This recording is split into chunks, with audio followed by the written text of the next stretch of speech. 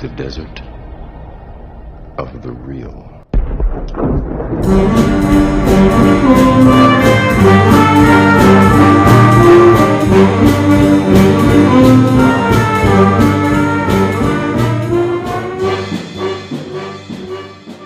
Welcome to the Desert of the Real. I am your host, Ryan Hudson, and joined with me, as always, they call him Strider, but his name is also...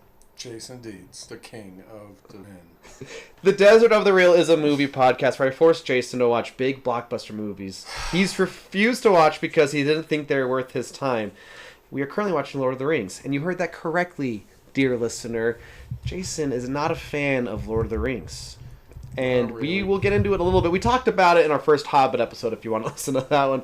But now we're in the good movies. I think all fans agree Hobbit movies are like, I don't know, not the best. Right. But almost universally, these movies are loved. So that we're going to get into some of that. I guess by loving a thing makes you a fan of that thing.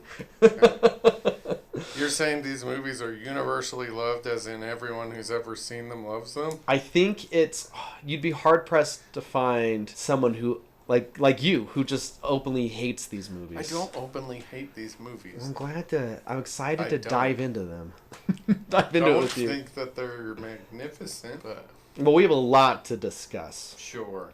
We are two English language arts high school teachers with graduate degrees. It's literally the last day of school today. It is. There are no students here, just teachers. Yep. And graduation's later tonight. Actually, there probably aren't too many of them either. Yeah. They said we could go home. But we're here because we love you. Yeah, because we love you. Want to be here providing you with this. We attempt to use our academic training to dig deeply into movies. We explore the creativity, philosophy, film studies, and ethics in our films and push you, the listener, to think critically about your entertainment. Thank you for coming. Thank you for listening to us. Thanks for being here. It means a lot that you take time out of your day to listen to us talk. Sorry you had to watch a 3-hour movie that could have been a 2-hour. No, I watched the extended edition. Half. It's 3 hours, 40 minutes. So I can't imagine wanting more. Okay, so... of this movie. You know what? Let's just start... Here's a good place to start. Talking a little bit about director's cuts / extended editions. Because, there's a big variety out there of movies that directors have gone back later and changed things. Sometimes more than once. Kind of like Apocalypse Now or... Closing House of the Third Kind. But these movies, The Lord of the Rings, and this is the same for The Hobbit, but nobody cares about The Hobbit. Kinda. But these are distinctly not director's cuts. They are extended editions or the theatrical editions. Peter Jackson has said both versions are perfectly fine. If you like one, good. If you like the one, good. He distinctly did not want to label the extended editions the director's cuts. So is there like a 2-hour one? No, you watched the normal one that came out in theaters. That's the shortest it comes. Yeah. Okay. Yeah. I have some background story about some of these movies that you might find a little interesting. Yeah. But here's the thing. This movie came out in 2001. Where were you in 2001? I was just recently married. Yeah? 3 years married, and I had one child. So I was living in our starter house, which doesn't exist anymore in our culture, apparently. Oh, yeah, We don't have starter houses anymore. Buy a forever house right away now. I guess. We just bought a business, and we're just starting to run in 2001. That's awesome. Yeah. I was 6 or 7, and I was just becoming aware of movies. Because I remember going to a Wendy's as a family or something, and the toys were Lord of the Rings toys. And I remember my mom saying something like, "Oh, there's that movie Brad wants to see," and I knew nothing about Lord of the Rings. I haven't seen, this is pre YouTube. You don't look up trailers. I wouldn't have done that anyway, probably, or didn't watch TV. I watched PBS. So this movie just appeared to me, and I saw the second two in theaters and stuff, and it was a big deal. And that theater doesn't even exist anymore, type of thing. Cool. But this movie, it's pivotal, kind of, because it's when I started to pay attention to movies. I wanted to see things that weren't just cartoons, kind of. Right. Yeah. Cool. Which is there's a lot of nostalgia. I think a lot of people have nostalgia for it, but now I'm going to try to convince you it's way more than just nostalgia why these movies are good. Okay. I mean, I have a lot of pros. This is not a film like, what was that last? The Hobbit, yeah. 20 Armies, Battle of the Five Armies. Not this is very not one good. of those. This is a good movie. Yeah. Yeah. Okay. So, you don't have too far to push me. We were just talking to a fellow teacher, and he found out you weren't a big fan of Tolkien, and he asked, "What's wrong with it?" And you're like, "It's so long." And he asked you, "Do you have ADHD?" Which was a funny rebuttal, because 3 hours is longer for movies. It's not. There are 3-hour movies that I think need to be 3 hours. Yeah. There are a number of like them. Hobbit, Battle of the Five Armies. Absolutely. The only one that comes immediately to mind, Lawrence of Arabia, is 3, right? Pushing Over 3, yeah. 3.5, maybe closer to 4 sometimes. It's a mad, mad, mad, mad world. Oh, wow, yeah. Needs to be that long because there's so much going on. This movie, I don't feel like needed to be 3 hours long. So, I've never read the books. I've only read Hobbit. I need to read Lord of the Rings. But there are changes that make... I'm aware of changes that the movie made that helps with the flow of this movie. Yeah. Like, for example, I know it's pretty infamous that Frodo doesn't leave the Shire till like halfway through the book or something. Sure. And then he interacts with Tom Bombadil for a long time. Yeah. And then they're finally on most of the movie This still took, I don't know how long. It was still a good 40 minutes. In the extended edition, it's close to an hour when Sam and Frodo are walking. That's absurd. Yeah, but okay, That's feels like ridiculous. But There's no reason for that. But it feels like nothing is wasted. To you. I know. I mean... I'm like, what are we doing here? Let's go. It's got to be true to the book, right? Apparently. I have some background of this before we get into our pros and cons. Then we'll get into the philosophy, ethics. And I actually have maybe a pretty significant film studies portion. Nice. So, how did Peter Jackson direct these 3 gigantic movies? Because if you look at his film career, he doesn't seem to have something that says, I can take on The White Whale. Right. I have not seen most of his early films. I think the movie he said inspired him the most was the original King Kong. He liked to make videos with his friends with cameras with special effects, basically. Cool. His first official movie is called Bad Taste, which... Really? Yeah. He directed that? That's his first movie. I've never seen it, but I know the poster? Yeah. It's like an alien flipping you off. Yeah. His next movie funny. is Meet the Feebles, which is... I've never seen it, but it looks like what if the Muppets were rated R type of thing. Right. And then he's got Dead Alive, which that is a famous horror movie. Yeah, that's... Very famous. It's got a fantastic trailer. Have you ever seen the trailer? No. It's like, this trailer is too scary, but to make you feel better, half the screen is a cute sheep. So it's like, close one eye now.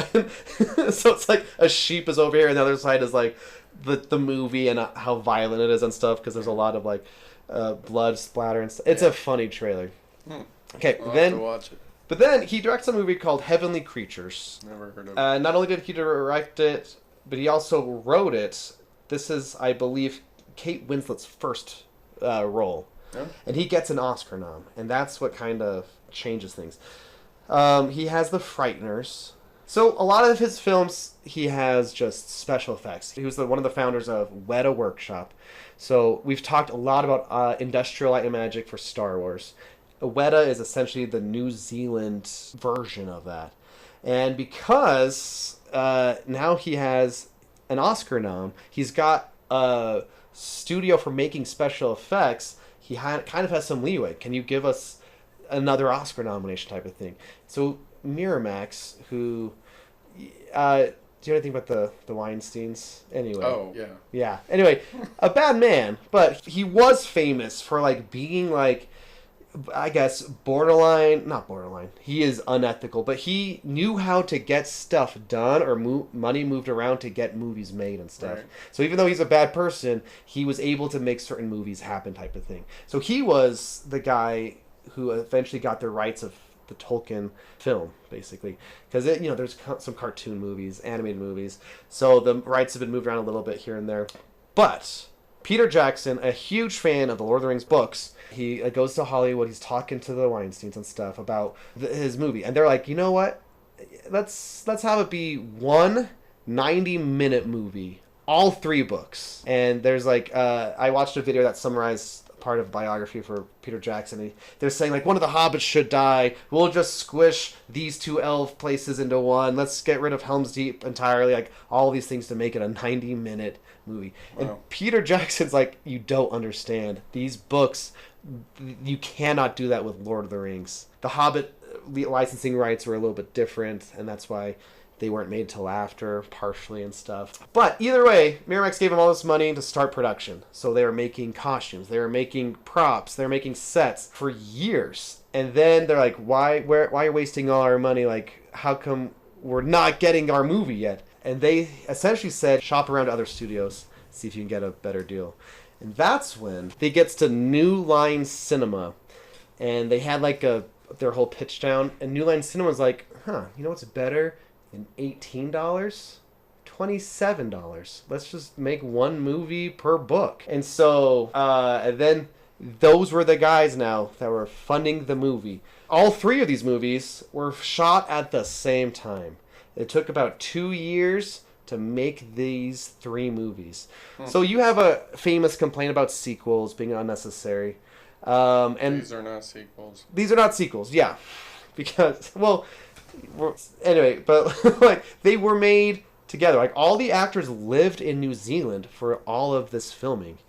And the teaser trailer for Lord of the Rings was kind of a big risk at the time because it said year 2001, Fellowship of the Ring. Next year, the Two Towers. Next year, the Return of the King.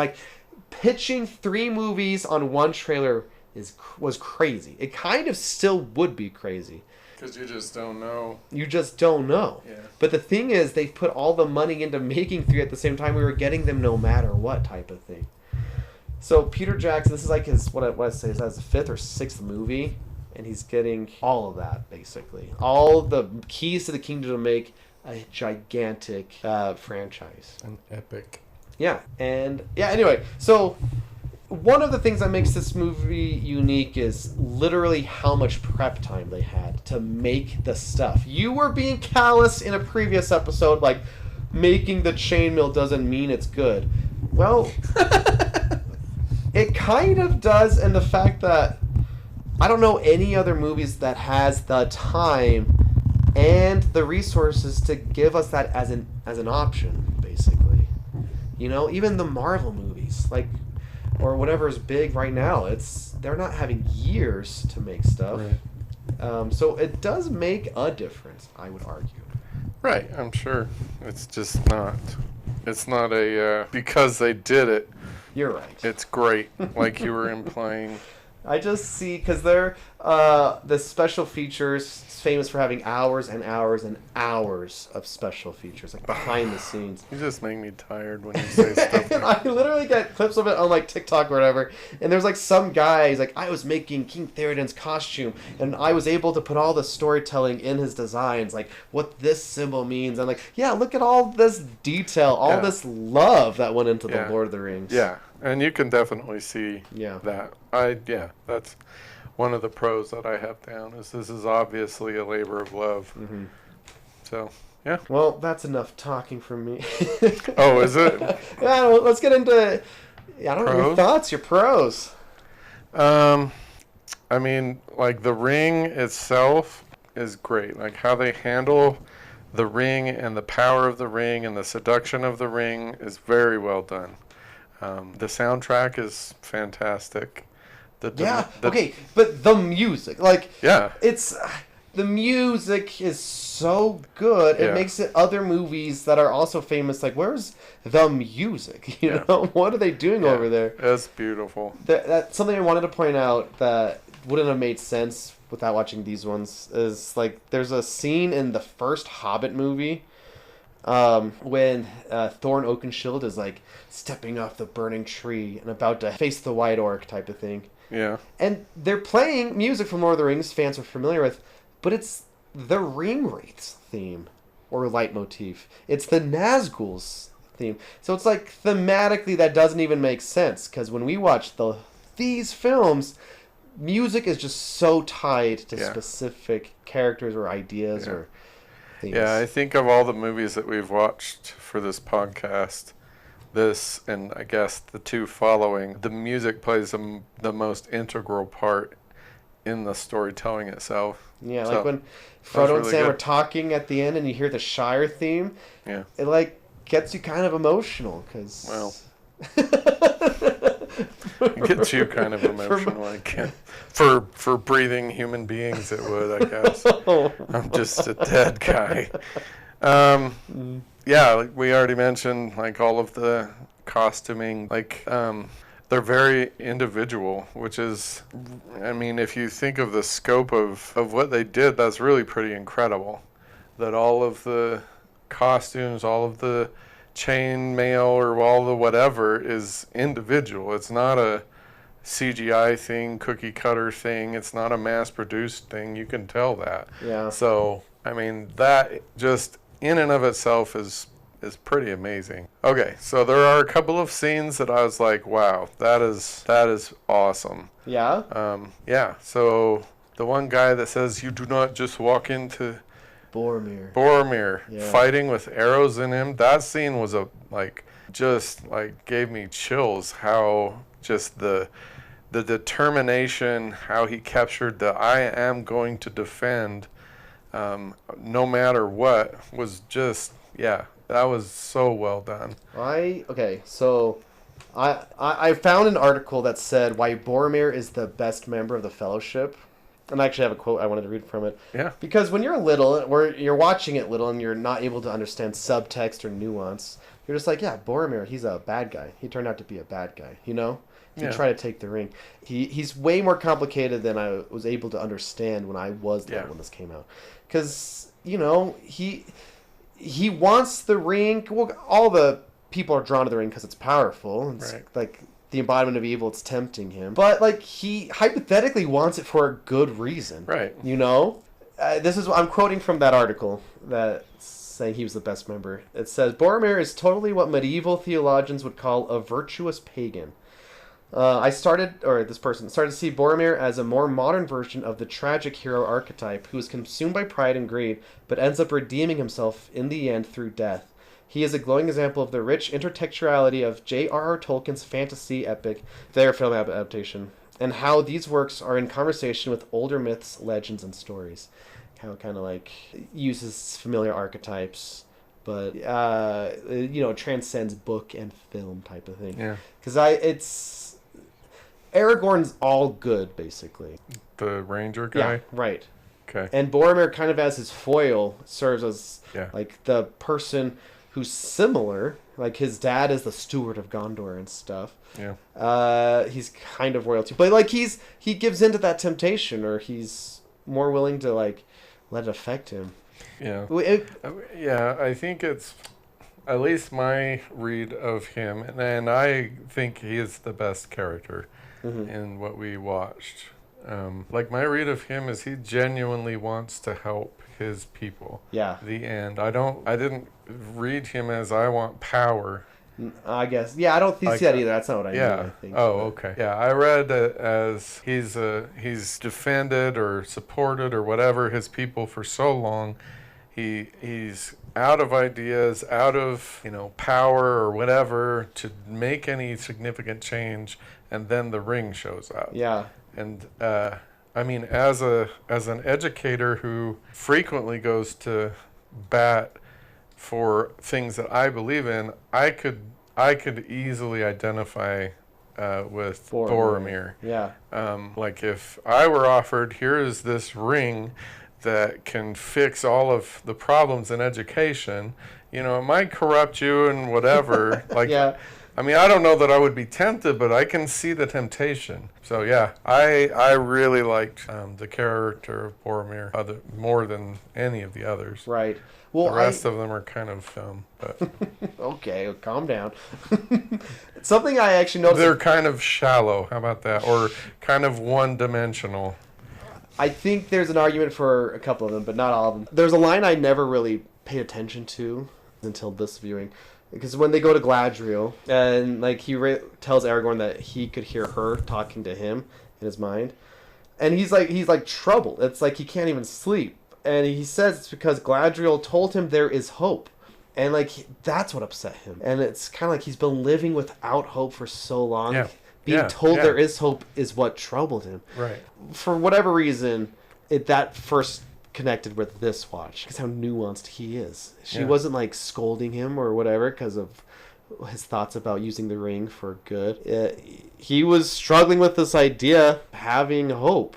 Yeah, the hope that doesn't involve the ring, which is the obvious hope for him. So yeah, I feel like he's a very layered character, I think, and I liked him. And then he died. Yeah. And I generally do not appreciate the death speaking scene things that they always do in movies, like the one. Oh yeah, you've complained about this. Yeah, this is how they should be done. Yeah, like because there was a reason for him to still be alive, because he was kind of literally forcing his body to stay alive so that he could defend Frodo. Yeah. And so when Frodo was defended, then he kind of starts letting go of his life because he had accomplished what he was doing. Yeah. So that chunk of this film I thought was fantastic. It also, the dying scene plays into Aragorn's character arc. Because another line I didn't really notice until this watch is when he's dying, Aragorn said your people at first, but this is when he says our people, and then Boromir dies. So like it helped Aragorn because he's the return of the king. He's the king, right? And that is a step that he needed to eventually embrace that role. Yep, that was a marvelous scene. Good stuff. Yeah.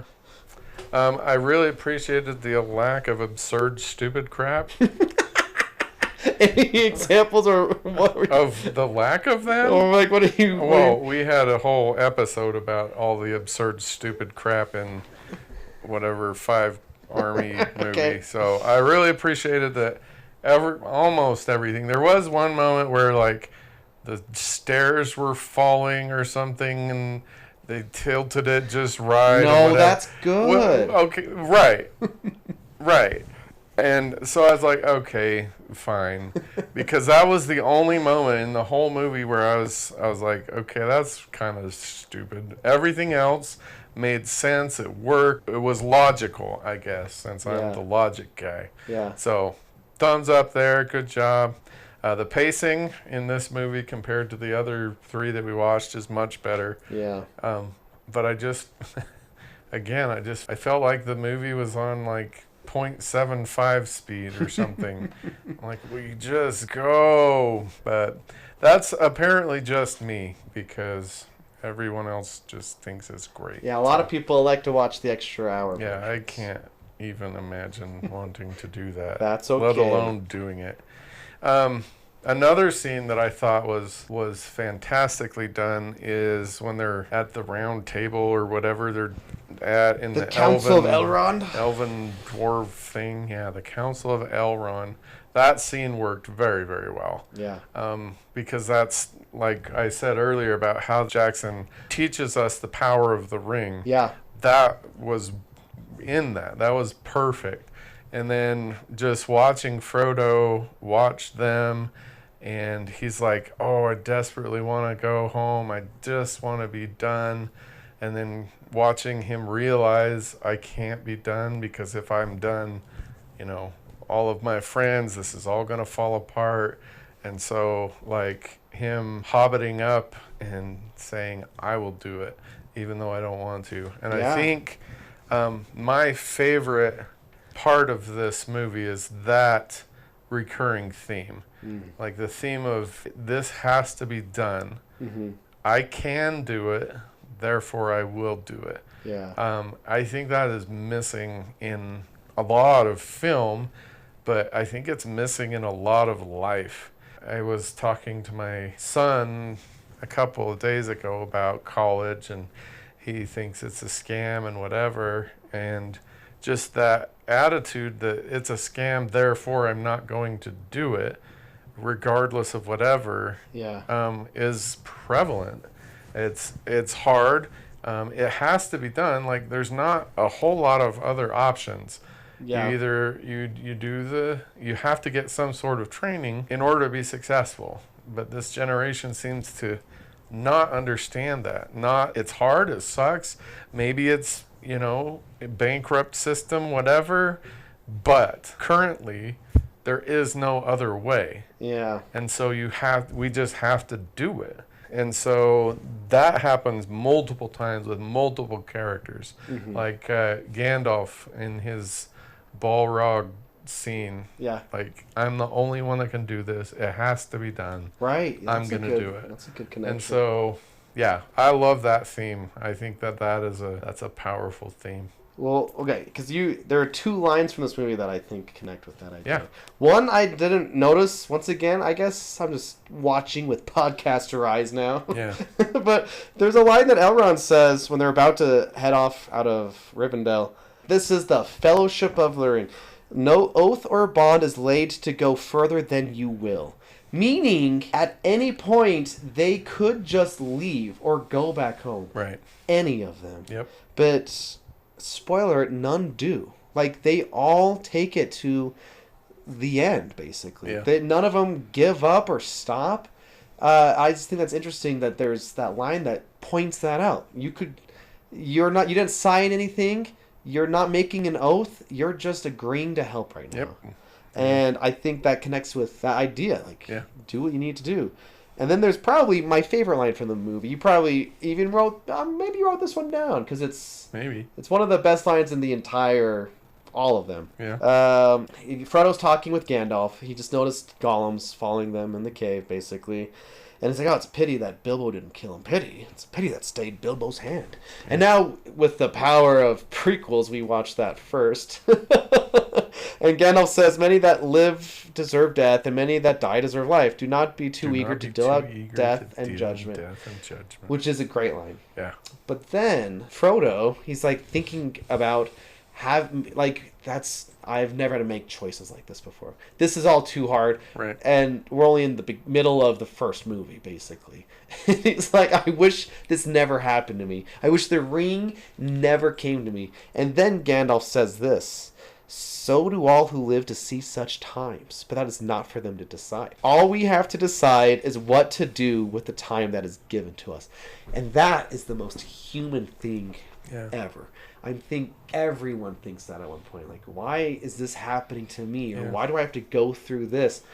Well, I don't know why, but you are going through it. Now, what are you going to do with that? How are you going to react? Or are you going to keep going? Are you going to give up? Type of thing. I think there's a huge lesson with that. Yeah. I think about that sometimes in my life. It's like, man, I wish blah, blah, blah. Like, well, but here I am. Now, what am I going to do? Yeah. I love that. Yep. Like, that's basically scripture verse almost, Yep. All people come to this point. What are you going to do? Yeah. You're here at this moment. And this is what has to be done. Right. And these teenagers who are stepping into the world now, it's not their fault the economy is the way it is or college is the system the way it is. But, like, well, what are you going to do now? Right. That's the part that I feel like is missing. Yeah. Not even close to all of this rising generation, but enough of them that it's concerning. Yeah. That this sucks, you screwed this up. Okay, great. Yeah, you're right. Yeah. Now what? And I don't think that they get the now what. There's one of the hobbits at the beginning, before they leave, says, no use worrying what goes on beyond our borders. Yeah. Whatever. So it's like, you can sit and do nothing, or complain, or you can do something. It's whatever you need to do. Like, if you feel like going out and protesting something is productive, sure, if you think going to college and studying hard, yes. Just don't do nothing, I guess. Yep. Or even if like you're past all that, you're married and with children or whatever. There's like still. Yeah, it never ends. Yeah. There's always going to be crossroads. There's always going to be moments that you don't want, that you're not happy about. Yeah. And what do you do about them? Like, my business fails. Okay, what am I going to do about it? Well, I'm going to, get this job. Okay, this job sucks. What am I going to do with this? Is my life story here. Yeah. What am I going to do about it? Well, I'm going to go to school at the same time I have a full-time job and get my degree. Okay, I can't do anything with a psychology degree, bachelor's. What am I going to do about it? Well, you're going to get up and, go get a master's. I got 5 kids. How am I going to do that? Well, you do it. Yeah. And I feel like that's, we're just repeating ourselves. Well, at this point. But we're missing that. In fantasy, it's orcs and Sure. bad guys. In real life, I think it's like what you're talking about. How am I going to provide for my family? Or what can I do to change my life if it's not good right now? Yep. So we just got to hob it up. Yeah. Hob it up, kids. So, yeah. So it's a good movie. I'm not arguing that at all. So part of the reason why it still looks so good is some of the special effects are just like classic old school special effects. Right. Like they do a lot of different things to make the hobbits look small. Like they have little people with masks on when you don't see their faces. Sometimes they use a computer to make them small, but a lot of times it's forced perspective, Right. meaning like Gandalf, the actor, is closer to the camera, Frodo is far away, and the carriage is built in a way that looks like it's correct. You ever see Darby O'Gill and the Little People with Sean Connery singing? It's the same thing. It's just now here it's kind of more seamless. In fact, they do other things to trick your mind, like when Gandalf walks into Bilbo's house, he takes off his hat, a normal-sized hat for Gandalf, hands it to Bilbo. Bilbo takes it in the same shot. The hat's huge compared to him. So there is trickery going on, but it's all just so well done. It just works. And like a bunch of miniatures, like when the camera is looking at all the orc pits and stuff, those are like things built but small and things, and you don't realize it maybe because just looks all because of the magic of film. Yeah. And like even when the hobbits are in Bree, the prancing pony, there are men on stilts walking in between them to help sell that illusion. And that's not stuff you get in the Hobbit, those movies. Some stuff still feels pretty Peter Jackson-y, like lower budget horror. Like what? Like I think Gandalf and Saruman's fight is kind of campy, but I think it's so much better because of it. Maybe. Spinning him around. Like, that was on my cons, but that's you covered fair. it, so I won't bring it up. Or like there's like some stuff the Nazguls are writing, and there's just a blinding light that's clearly there. You don't think about it, but that light doesn't even make sense. What is that, the moon? No, it's just a light that makes the scene look so dramatic, I suppose. Yeah. But we don't think about it because it just looks good. Yeah. Or when Frodo's tempted to put the ring on, the camera's going all in, the sound is all taking over. Like how extreme it is could be overbearing or could be campy probably, but for some reason I don't think it is. Yeah. It's just all... Which is... for me is really interesting because I agree. It works really well. Yeah. I had that same complaint about, I think, all 3 Hobbit movies. Yeah. That everything is trying to be this dramatic moment, all the dramatic looks. And here it's, I don't know what's different. I guess it's fewer and further between. And so using those, like, slow down and the zoom in and the rise of the music is more powerful because they don't do it all the time. It's in these key moments in the film, which I'm surprised that the Hobbits were made much after this because he obviously knows how to do it well, and then he didn't. Yeah. So that's interesting. It is. I don't know what happened there. And it's like the same people too. Yeah. So what's going on? Don't know. Yeah. But there's a scene similar to what you were just talking about when the troll comes in, the big troll battle. Yeah. There's like no music for a while. It's just the sound of swords and trolls and stuff. And then when the music kicks in, like something's going on. Yeah. I would argue the secret sauce to all three of these, and you will probably disagree with this, is the comedy. Because they're not comedy movies, but there's comedy in the movies. And I think that's kind of what... Like what, for example? So for like when the hobbits tumble off a cliff, Pippin's like, ooh, that was close, and he's almost face full of poop type of thing. Never toss a dwarf. Jumps, grabs him, not the beard! I think... not even a half smile when you watch those. The corners of your lips didn't even twitch a little bit. The corners of my eyes might have twitched a little bit. Or like when Frodo's leading the Fellowship out, he's like, Gandalf, which way is Mordor? Left or right? Left. And like, stuff. So yes, you're right. I am going to disagree that that's the secret right, sauce. Because I'm trying to think of other giant movie franchises. Like, let's say, just Marvel. They have a specific type of humor. Right. And I feel like this almost feels more natural. Maybe. I don't know.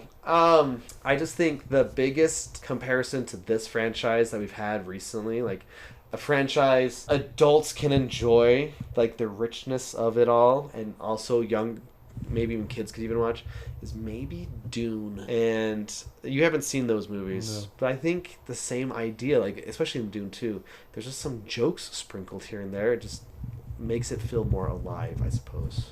Maybe. I would have been hard pressed to identify any humor in it, which is fine because the situation doesn't lend itself to humor necessarily. But. There's a shot near the end. The Horn of Gondor calls. Everything has a name. Yeah, well, that's a Tolkien thing. I know, and one of the things that drives me nuts. And okay, you see them start to run towards the horn. Aragorn starts killing the guys. The camera keeps panning over. It's now above the ground. You see Uruk-hai walking down these stairs and running down this hill. And we're just in the air as the camera. It's like, how did they even do it? I mean, it's probably simple, but it's incredible. That's why I said it was a god tier shot. Because it starts here, and then we're just seeing all of... Yeah. Oh, man. Yeah. The cinematography is pretty magnificent. It's incredible. It's also kind of like, come visit New Zealand. I love Aragorn's character. And he's Strider.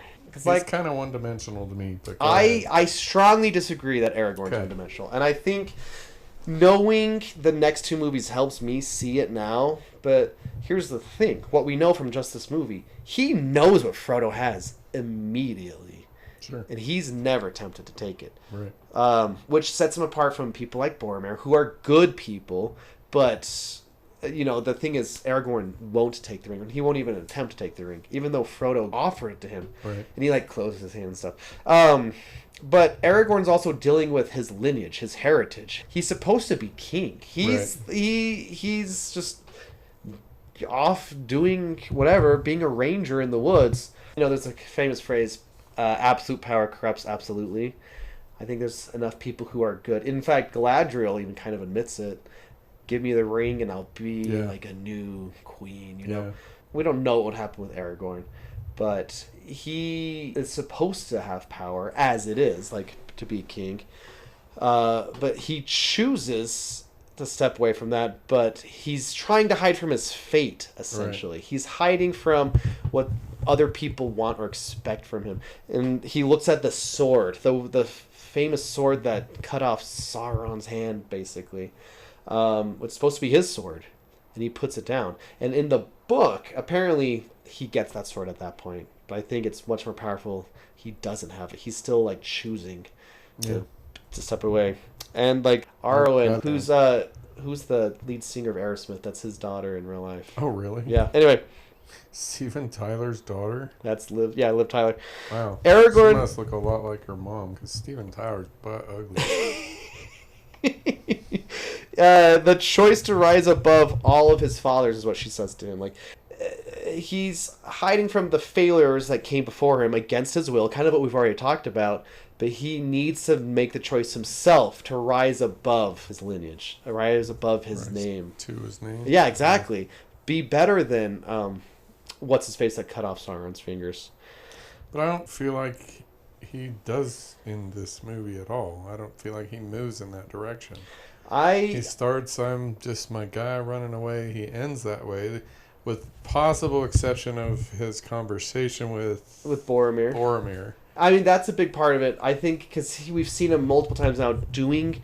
He doesn't know the hobbits, but he's going to save them the first night. He's going to save them the other night, too. But that's just a rangery thing to do. You're right. But when he doesn't take the ring, he closes Frodo's hand, and he says, I would have gone with you to the end, to the very fires of Mordor.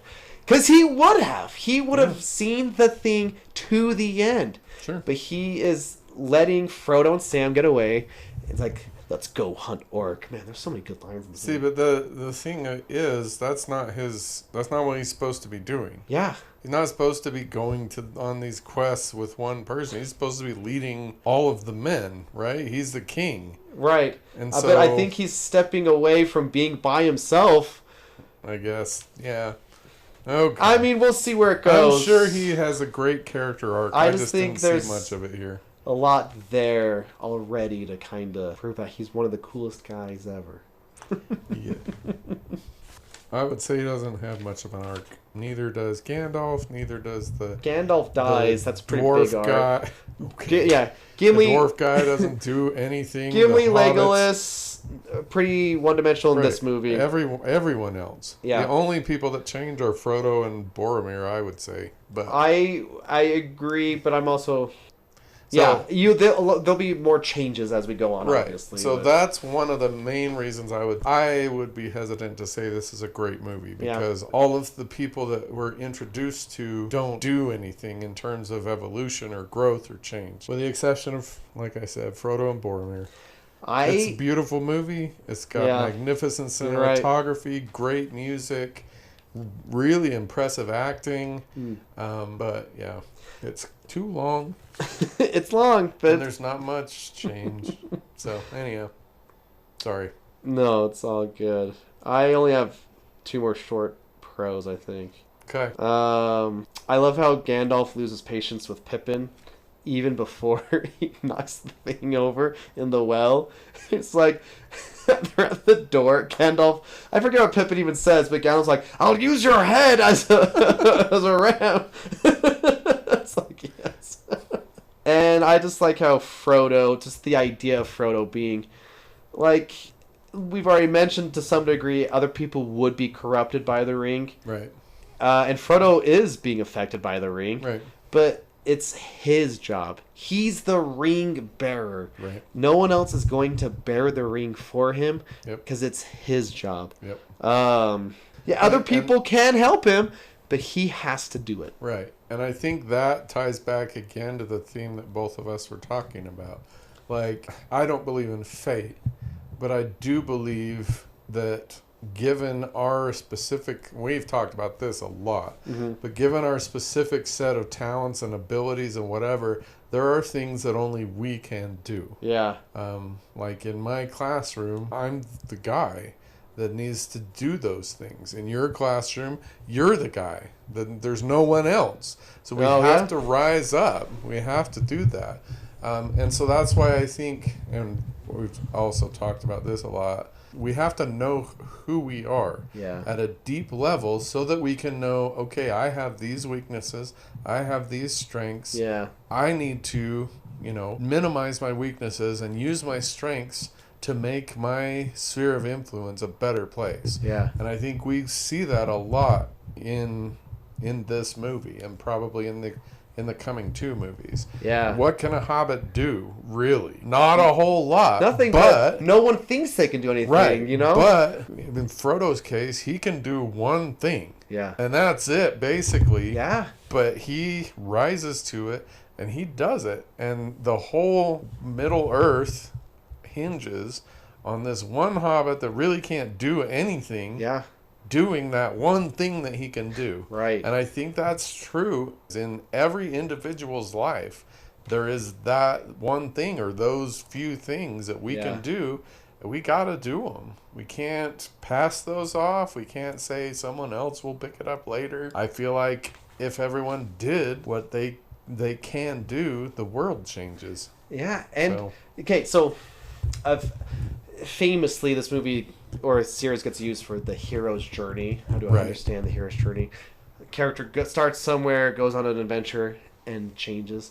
And yeah, obviously, hero's journey. But I think if you look at Sam, that might be maybe a more interesting way at first. Because like you said, what can you do? What can Sam do? Nothing. He just helps Frodo. Right. His one job is to help the ring bearer. Right. And there's a moment, I don't know if you saw it, when Galadriel's giving them gifts. I think it's only the extended. She gives Merry and Pippin daggers.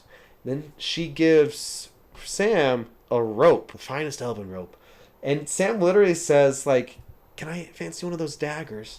But no, and she just smiles and walks to Frodo, whatever. Because she knows, somehow knows Sam better than he does to some degree. Yeah. He thinks he wants a dagger, but he's going to need a rope better. Maybe we want something that someone else has or can do, but we have something distinctly that's ours that we can use. Yeah.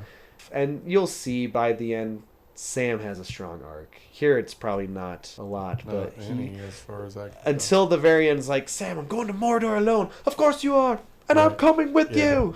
That was a great moment. Yeah, it is. It was kind of and you hear the Shire song, and that's what I mean. That was a great moment.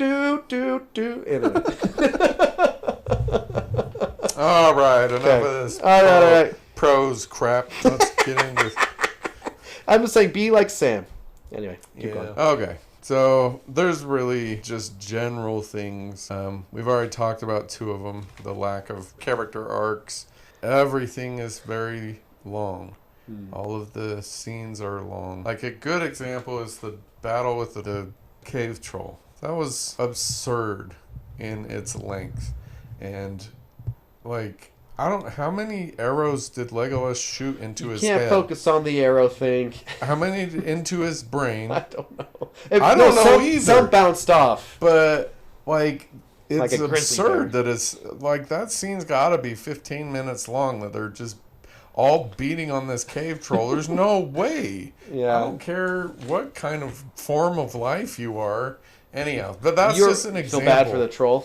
The troll should be dead. Okay. Like, you shoot something into the brain of a living creature, they're not going to just keep doing what they do. Off. It did not bounce off. Okay. No. Yeah, the troll, he had shot him in the throat, I think. He jammed a thing through his chest. Yeah. So, like, for me, that, like, it crosses the line into a parody. Like, at that scene? Yeah, that scene did. Unlike the Hobbit movies, those moments in this movie are very few. Yeah. And so it's like, okay, can you just die? At least for me. Yeah. Like, okay, let's move on. No, there's still 5 more minutes of this crap. There's no barrel hopping. Right. Yeah, I already said that. There's a general lack of stupid crap happening, which was really good. So 2 long scenes, like just about every scene should have and could have been shorter. All the names, I realize it's Tolkien, but like I can't legitimately, without a sheet with the names on them, could not tell you most of the names of the characters. There's just too many. And like at one point it feels like they're like, oh look, it's the pebble of Fragenrog. We just walked past the blade of grass of Banana Fridge. Oh. I'm like, what are you? Not every freaking thing needs a name. Yeah. Just, it's a sword. It doesn't, anyhow. That's a nitpick probably, but it was just kind of frustrating because a lot of us connecting to people is understanding their name. If you call somebody by their name, that indicates a level of relationship that doesn't exist if you just say, oh, hey, man, how you doing? Yeah. Which kind of creates a distance, I guess. So Frodo, I know, and we feel, and we're connected. So anyhow, because at its core, there's not, the main characters aren't as many, you know. Right, but even there are just, I'll look before looking at my notes. I could only have told you the names of 2 of them: Gandalf and Frodo, and that's it. Now you got Aragorn, Gimli, Legolas, Right, I don't Merry, got Pippin. them. They're not in my head. Samwise Gamgee. And Sauron. Those 3. Okay, so too long. The names. I think the specific requirements for things are silly, but that's just high fantasy. Like they have to go to this specific location to do this specific thing. I'm not gonna. I mean, beyond that, I'm not gonna mention it. They're going to Mordor. They just right. have to get there. Yeah. That's the all. flipping Eagles. Okay. I hate the Eagles. At this point, I hate them. Okay. The problem is you watch The Hobbits first. No, the problem is anytime he paints himself into a corner, the Eagles show up to fix it. That is the definition of Deus Ex Machina. Yeah. The Eagles are that. You're not wrong. So, it's go just away, when Eagles. this movie came out, that was the only time it's happened. I know. You know? I recognize that, but But also, I mean, we don't know how long Gandalf was stuck up there. It wasn't right Wasn't away, that I long. suppose. wasn't that long. But okay, so my main problem with this movie Mm-hmm. is if you're on a quest Mm-hmm. and there's This mission, quest, whatever thing, right, and there's a group or an a fellowship? individual Oh. in your group that is consistently causing your group to fail or be in danger or lose things or break things. How many times are you gonna allow them to do that before you're like, you know what? Just here's a Snickers, go home and tend your crops. He only So the made freaking one hobbits are dumb as a carpet remnant. No. They all are except for Frodo. No, what? Okay, They need Pippin? There's no way that What's- they're going to okay, continue no, I'm sorry. allowing him to be in that group. This is a joke I made earlier, but Okay. what's the other example besides knocking the skeleton down? All throughout it. Like, no, seriously. What was it? I don't know. 'Cause I think There's a lot of I them. think. I think that by the time Oh wait, I got another by one. the time he Well, knocks they lit the fire. Sure. And like but by the time he knocked that thing into the well, that was like the 4th time he'd done something stupid and put them in danger. Fool of a took. Yeah, see? Like send them home. Well, now they can't because now they're so far away. Well, they still could. Tie him to a tree. I don't know, but there's no way that you're going to... Like, if the fate of the universe relies on this mission being successful, and there's an obvious weakest link, you're not going to keep like, oh yeah, sure, come along. I think that's... I would yeet him off of that cliff and be done with it. Like, for real. Like, if they're not successful, then the world becomes a what? Like a barbecue? I don't know what happens. But I think that orcs will kill Right. everyone. That's what the goal is. And hurting this guy's feelings by telling him, you know what? I'm sure you have a lot of really good talents and abilities, and a lot of people like you. We don't like you anymore. You don't have the ability to be a, quester. Go home and dig turnips. Goodbye. It would have been a whole different movie, which I guess is the point of him being there, but it doesn't make sense to me that they wouldn't send him home. But for the most part, I thought this was a good movie. Yeah. Do you want to hear my con? You have one? Yeah. Okay. Frodo is always falling down. Is he? That's actually more for... my dad would always say that. Like, why is Frodo always falling down? When the troll scares him, he falls off the thing when he puts the ring on. He falls off the thing when he puts the ring on again. Like, Frodo's just fallen down a number of times. That's not I a didn't big, notice, it's not a but- big deal. Yeah. Hey, you mentioned Deus Ex Machina. Yeah. When they're surrounded by all the trolls or the goblins or whatever, and then they all run away because of the Balrog. Yeah. That's kind of a Deus Ex Machina. However, because it kills Gandalf, I don't know if this is official, but I saw this on the internet once. You can say that's a Devil Ex Machina. Something really? bad happens unexpectedly. Oh, that saves the plot. I don't know if that... Well, no, It because doesn't- Gandalf dies, so like it... Yeah, but it ruins says... Okay, so that actually... It's a Deus and Devil Ex Machina. Yeah, we talked about this earlier, earlier today about Gandalf is a wizard. What does Yeah. he have a sword for? Literally all he uses it's cool. his wizardy powers for is a flashlight in this movie. That's it. He could be like, fa-boom, fa-boom, fa-boom, fireball, whatever. No, he's just a flashlight with a beard. That's all he does in this movie. Anyhow, that's why he had to die, so that we could stop asking, why doesn't he just... Yeah. Because we see that he can do awesome crap. Like, he's like, you shall not... And light happens and explosive crap, and he... Okay, why doesn't he just, like... Let's just drill a hole through the mountain from here to Mordor. Bzzz. Okay. That's facetious. I realize we need a storyline, whatever. But Yeah, because we obviously watched The Hobbits first. because he's got to do something more, but I don't think he ever does. So. Did you remember Saruman, the White? Did you remember that he's Being a in bad the bad guy? guy, yeah. Because Because that's Christopher Lee, and Yeah. he's a great actor. Like he's one of the high priests of horror from the 60s and the 70s. So. Yeah. Also, he's met Tolkien. The only one that's met Tolkien. Oh, out of all really? of these. Yeah. Oh, I did not know that. He's a cool guy. There's a scene later on where he told Peter Jackson what someone being stabbed to death sounds like, because he also fought in a war. Oh, wow. It's like, it wouldn't be like that. It'd be more like the air getting sucked out of him, like that type of stuff, which is kind of crazy. But if you watch no one should watch The Hobbits first, No. because the But Gandalf to explain there why we to the did. Gandalf of here. Yeah, we watched the bad ones first. So we end on a high note, hopefully. But like Sauron, that's the one thing that might be kind of fun if someone was somehow blind. It's like, oh, he was good last time I saw him. Yeah. Now he's a bad guy. Yeah.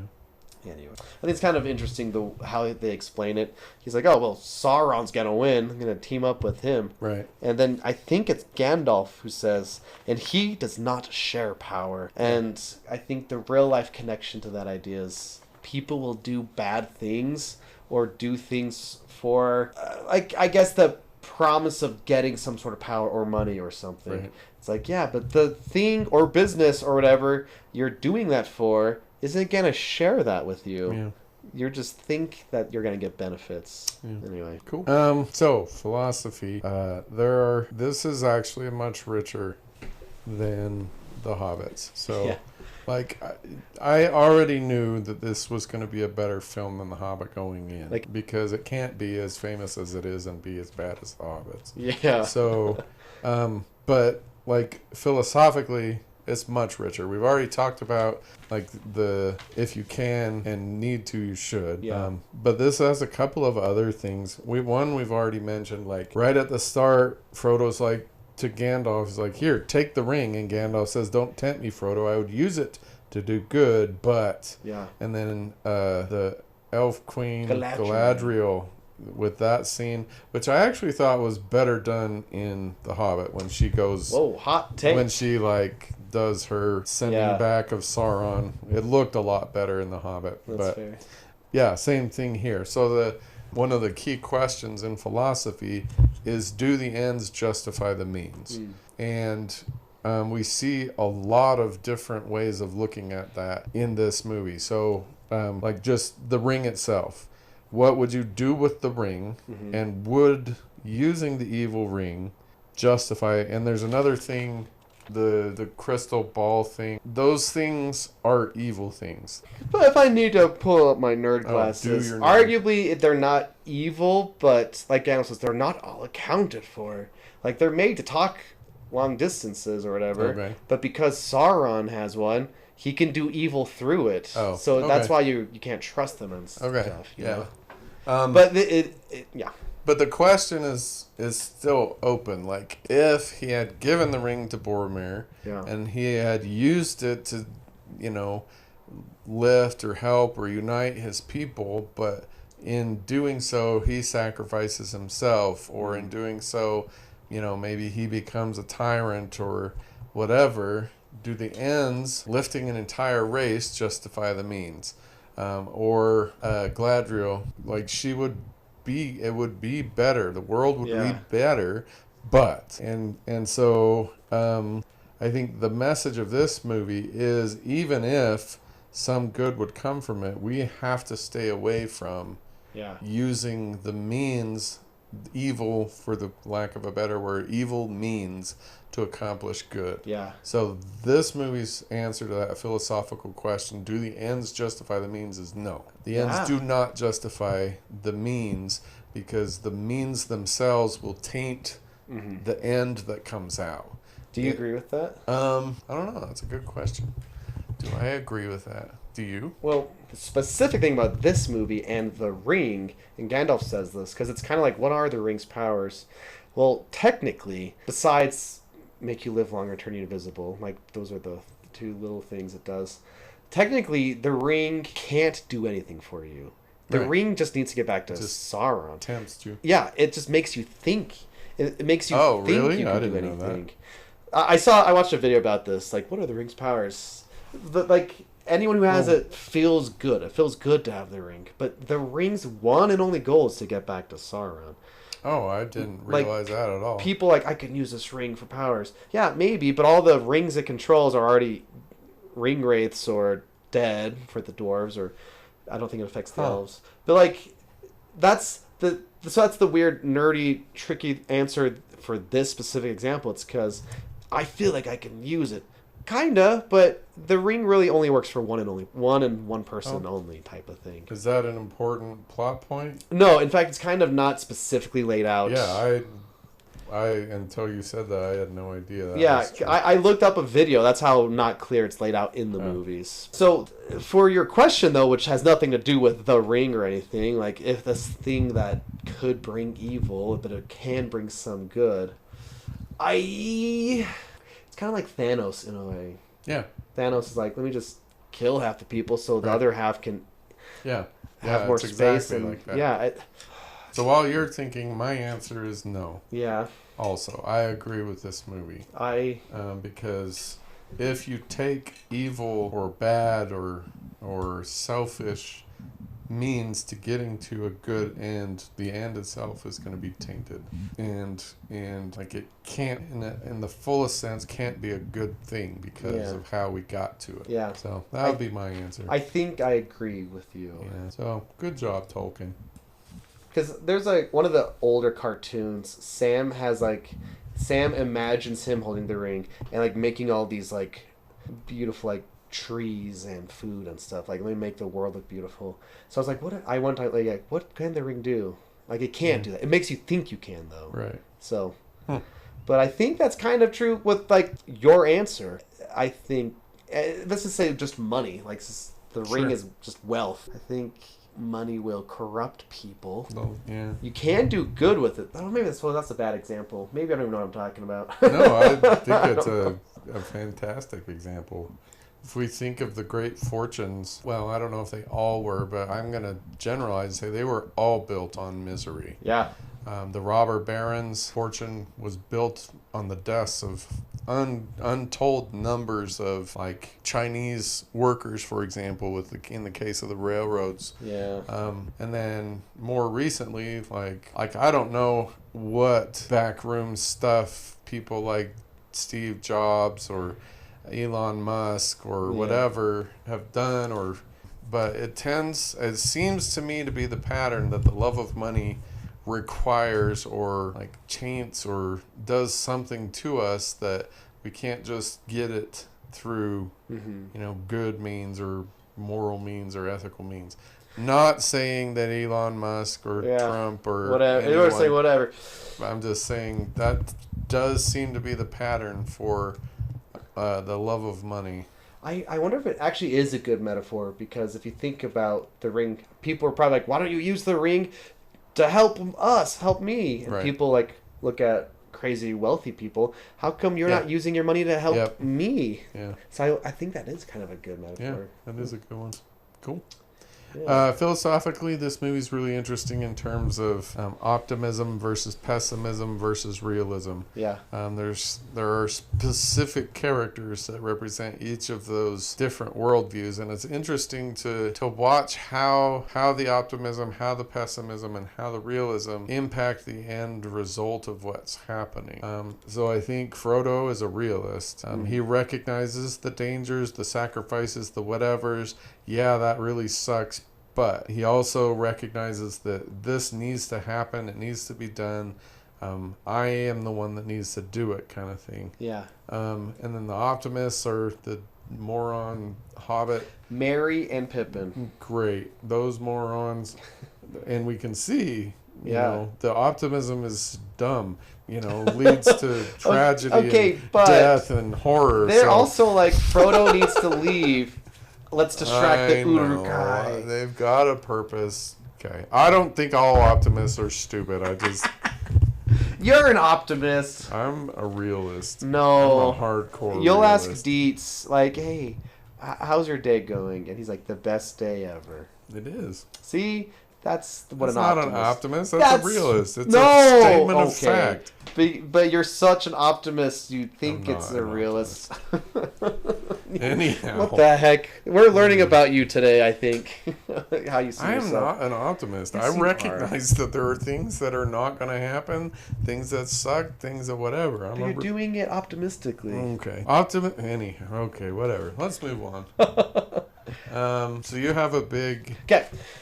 So, under film studies is film theory, and that's kind of where I want to spend more time on this podcast. Okay. So, I was looking at the lenses here, or there's a film theory lens called the formalist theory. And are you familiar with that? Just looking at how it's done. Yeah, okay. How it's put together. So here's the thing. That's exactly what it is. I, in my class, teach film form. How a thing is made. Like how it looks, like what is the camera doing? What are the mise-en-scène, the costumes, the lighting, the sets, the props, where people are positioned. Then there's sound, there's editing. That's film form. So arguably, what's the cinematography telling the audience? And you've already mentioned there's like sweeping aerial shots. You get the big scope of Middle Earth. You know, it makes it literally an epic film. Edited, like during the fights, or some scenes kind of emulate a scary movie in a way. Not a whole lot in this one necessarily. No. But the music, how it sounds, or the lighting, it's other things we've mentioned. So you can look at all of these things. So like, how is Peter Jackson telling a story? That's what the formalist lens is doing. The film's emotional and powerful and mythic atmosphere are achieved through these choices. So I'm trying to help our audience become better analyzers. Analysts. So questions you can ask while using the formalist view. It's like, what meaning is coming from this specific shot, basically? Why would the director choose to shoot it like this? So, for example, Frodo has a lot more close-ups.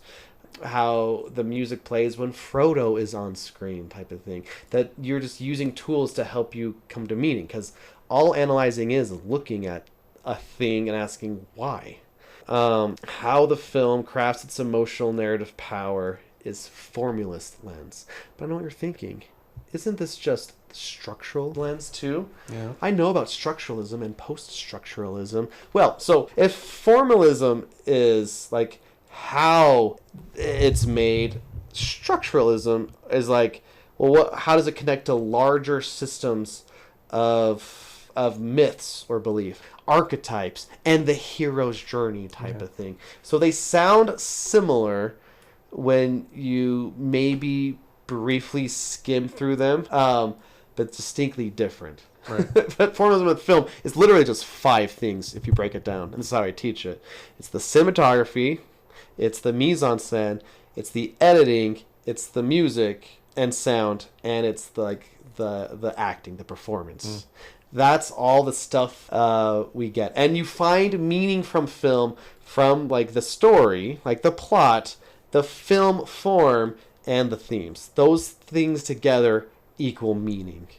So formalist lens is using that specific thing. And that's fun. What's funny is I was talking to my brother-in-law. He hates The Last Jedi. And he was basically telling me, you don't love The Last Jedi. You love how it's made, I think, or how it looks. And I disagree with that, but I do maybe sometimes lean to the formalist lens sometimes. Because I also teach it, but that's, a big part of film studies. What's your eyes? Yeah, I'm trained for. It's a big thing with Film Studies 101, and plus, students don't think about those things. Right. They don't think about the craft of making the movie. Right. I'm trying to bring structuralism into my class and into your brains. But structuralism is more like, who's the hero? Or what's Gandalf's archetype? Or Aragorn's a reluctant king type of thing. It's playing with the tools that exist and have always existed. Yeah. Is that Cool. fair to say? Yeah, that's There's very educational. Symbolic systems with structuralism. Structuralism is dealt with a word called semiotics. How we know what some things mean. Right. Like arguably letters. It's symbols. Study of symbols. Yeah. So that's all structuralism. But that goes into beyond movies. That goes into psychology stuff. Yeah. You know, and we're like, you know, I think this stuff is all exciting. Yeah, you know, semiotics is really cool. But with film, it's like, how do we know that this is the hero's journey? How do we know? It's because because we've seen movies, we've read books. The structure of it is the structure. That's why it's called that. Yeah. So, the last note, formalist is how the film crafts an emotional narrative power. Structuralist is let's study why this story works across cultures, because it taps into deep mythics and narrative structures. Anyway, that's cool. The problem is I just get excited about this type of thing. That's not a problem. Yeah. That's what makes good teachers good. Well, they are passionate. Yeah. So in terms of ethics, how do we know what is right or wrong, or make choices as to what is right and wrong? And we've already covered the I can do it, it needs to be done, therefore. Yeah. So what I wanted to just briefly touch on is Arwen. I don't even remember what happened, but something happened to Frodo and he's dying or something. He got stabbed by the blade. Oh, that's right. By the turning Dementor guys. What are they called? The Nazgul. The Ringwraiths. Yes. Which are actually really pretty scary. Yeah. They did a good job like with the those screeching guys. sound. Yeah. I was horrified Yeah. as a kid, I'm pretty sure. Anyhow, so he gets stabbed by this knife thing, and she's trying to save him, and she has this great line. It says, "What grace has been given to me, let it pass to him. Let him be saved." And so ethically, the question is, should we, could we, are we required to make significant or maybe even life-ending sacrifices for other people? And I think this movie's answer to that is absolutely, because all of the fellowship are doing exactly that. They're sacrificing fill in the blank for the good of Middle Earth.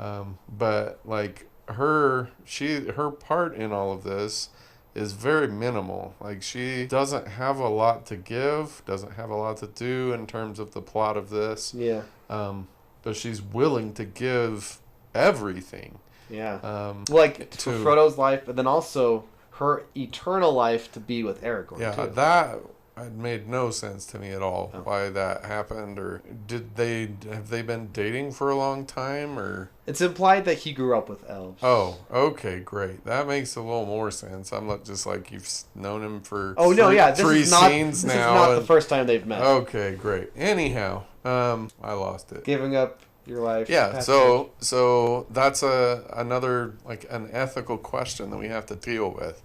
And it doesn't have to be like dying or, whatever. It's living for other people as well. And so the ethical question is, do we have an obligation to live for or sacrifice for other people? So the easiest and most obvious example is parenting.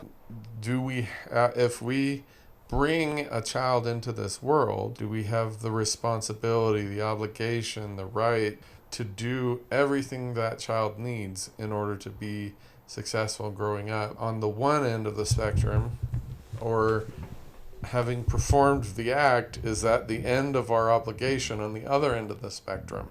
And so the right and the wrong for each person is somewhere in between. In the case of the Fellowship of the Rings, they're all on the extreme end of, I will give everything in order to make this happen.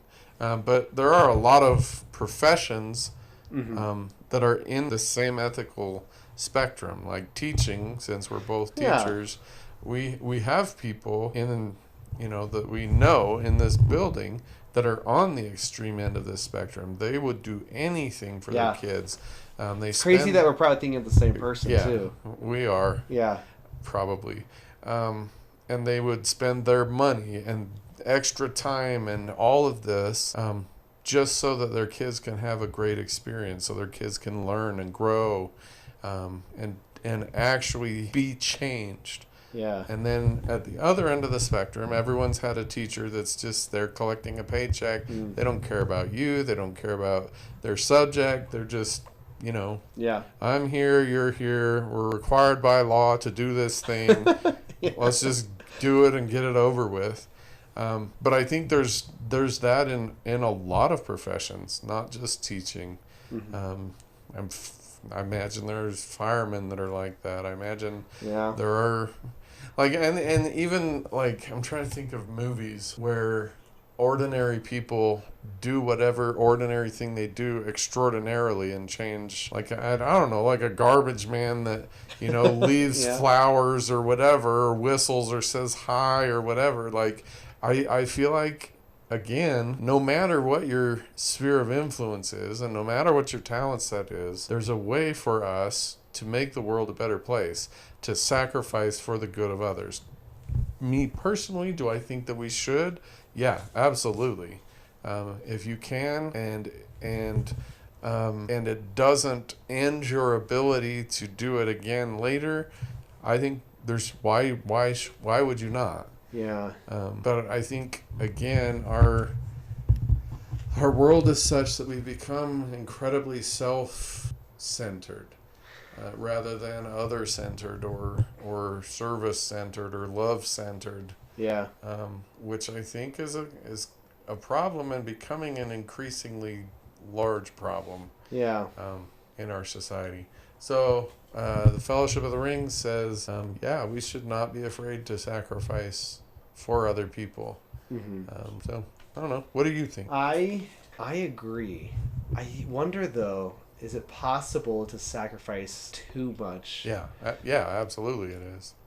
But also it might be tempting to be like, I am sacrificing too much when maybe you're not. Yeah. But is that fair? Who's to say? You right. know how tired you are, or you know what's in your bank account or whatever, or how much time you've already given to X, Y, or Z. Yep. So that's why it's an personal ethical question. Okay, yeah. For each of us. And that's why, I think the phrase in political science is legislating morality. Oh, yeah. We can't, I don't feel like we should be legislating morality. I think that I shouldn't be looking at you and be like, oh, well, if only he would do X, Y, and Z like I do. Yeah. We don't know. You don't know. Right. You don't know, the only person we really know is no one. Yeah. Because most of us don't actually even know ourselves. And so, that's a really good point. So judging other people, knock it off. Right. Just help people. Encourage and lift and strengthen and embolden other people.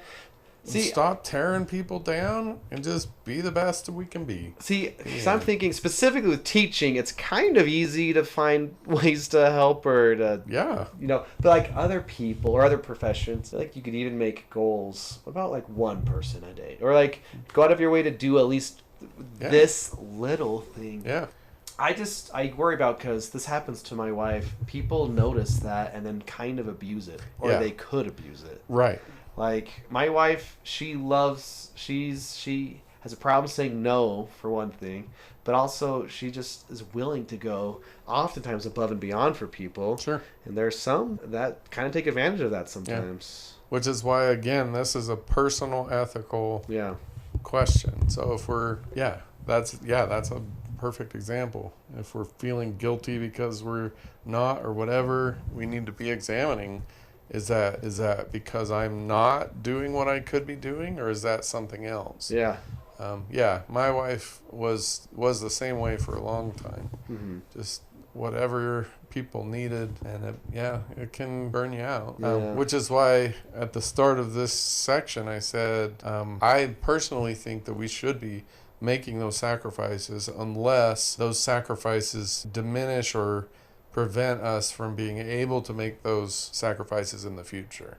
And so self-care is a huge important thing. If a sacrifice is going to damage your ability to continue doing what you can do, then maybe you need to not do that. Yeah. Because if it's going to negatively impact your future power or future, free will or whatever, maybe consider not. Yeah, and I also think for me with little kids at home, it's like,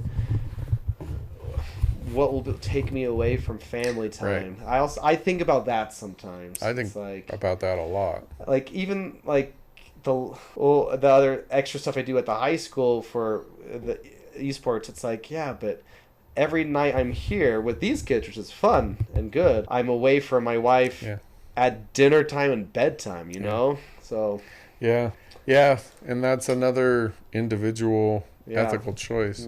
For me, this podcast is literally the only thing I've ever done for myself outside of my home, because I made that choice early on that I wasn't going to have hobbies outside the house. But you also talk a lot. You have strong connections with your kids, so it's. I'm not saying that so it doesn't seem like you don't do anything for you. No, I don't.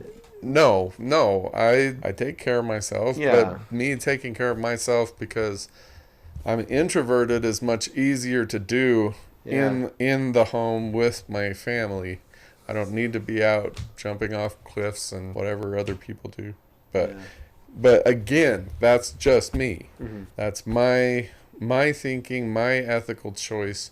I can't put that on, and you shouldn't accept that, or no one should be like, oh, well, that's how I need to be. No. Yeah. You need to know yourself. You need to know what is needed around you, and then you make that choice. Yeah. What will you sacrifice to make other people's lives better? Yeah. So, I don't know. Anyhow. Oh, wait. I asked some of our lovely followers their thoughts on... Hi, lovely followers. Thanks for listening. on Lord of the Rings. Okay, we just got a couple fun thoughts. Our buddy Steve World Order, he just says, I think they are very well made, brilliantly acted, gorgeous movies that mostly bore me silly. I feel that. We could have just cut this episode, just read that, and that's my whole take. Matthew Anderson says, he's like, fun fact, I discovered the film's existence by watching the preview on the Rush Hour 2 VHS. Oh. So I wonder how close an age we are, or I am to that guy, because it's like... You remember Rush Hour 2? Well, I actually haven't seen Rush Hour, but like... Rush Hour's pretty good. Becoming aware of specific movies.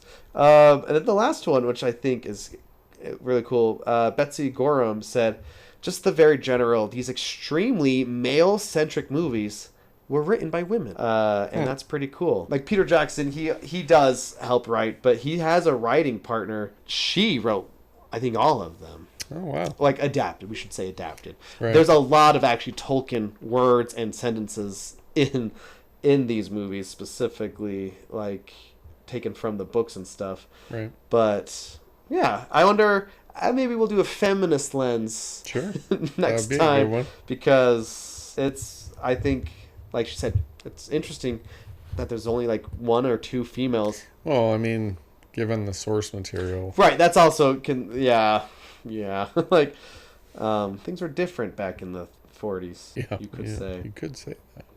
So yeah, we'll do a feminist lens based on that comment next week, or we'll try to. I don't know what we'll say. Cool. Anyway, so I would give this probably 3.5 or 4 stars. Hey, I'll take it. Has been a while. Yeah. Since we've watched a movie that was that you picked wrong. Anyway. I mean, we had Birdemic last week. That's a 5-star. Yeah. But join us next week for Two Towers. Two Towers. I'm excited. I think Two Towers is my favorite. So does it get less long? No, we're not saying that. I'm not talking about hours. I'm talking about scene long. Oh, I don't know. You'll have to let me know how it feels. Okay. Because I don't think there's any fat on this Well, with the extended, there's some fat on the extended, but Well, there was definitely fat here. but I feel like it flies by for me. I told you this off mic, but so in the last movies, Yeah. like I judge how engaging a movie is by how long it takes me to shift to 1.5 speed. That's a bad thing you're doing. Well, great. Whatever, I'm evil.